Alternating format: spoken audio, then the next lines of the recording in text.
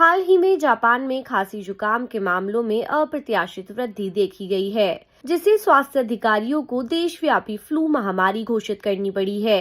इसका असर स्कूलों की छुट्टियों और अस्पतालों की भीड़ के रूप में देखने को मिला है। विशेषज्ञों का मानना है कि ये वृद्धि जलवायु परिवर्तन, वायरस के नए रूपों और लोगों के व्यवहार में बदलाव के कारण हो सकती है।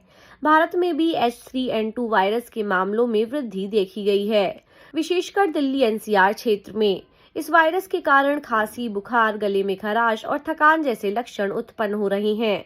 अहमदाबाद में भी अक्टूबर 2025 में लंबी वायरल संक्रमणों में वृद्धि देखी गई है, जिसमें H3N2 और इन्फ्लुएंजा ए वायरस शामिल है।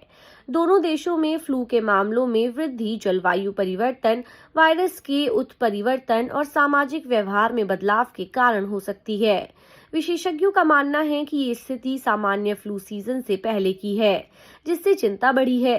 स्वास्थ्य अधिकारियों ने टीकाकरण, मास्क पहनने, हाथ धोने और पर्याप्त आराम करने की सलाह दी है। इसके अलावा एंटीवायरल दवाओं का उपयोग और लक्षणों के अनुसार उपचार भी महत्वपूर्ण है। विशेषकर बच्चों, वृद्धों और कमजोर प्रतिरक्षा वाले लोगों को अधिक सतर्क रहने की आवश्यकता है। यदि आप या आपके परिवार के सदस्य फ्लू के लक्षण महसूस करें तो तुरंत चिकित्सक से संपर्क करें और उपयुक्त उपचार लें। स्वास्थ्य अधिकारियों की सलाह का पालन करें और स्वच्छता बनाए रखें, ताकि इस महामारी से बचा जा सके।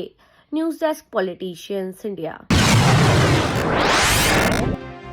अगर आपको हमारा वीडियो अच्छा लगा तो हमारे चैनल को सब्सक्राइब करें, हमारी वीडियो को लाइक करें, शेयर करें और ऐसे ही देश की तमाम बड़ी खबरों के लिए जुड़े रहें पॉलिटिशियंस इंडिया के साथ।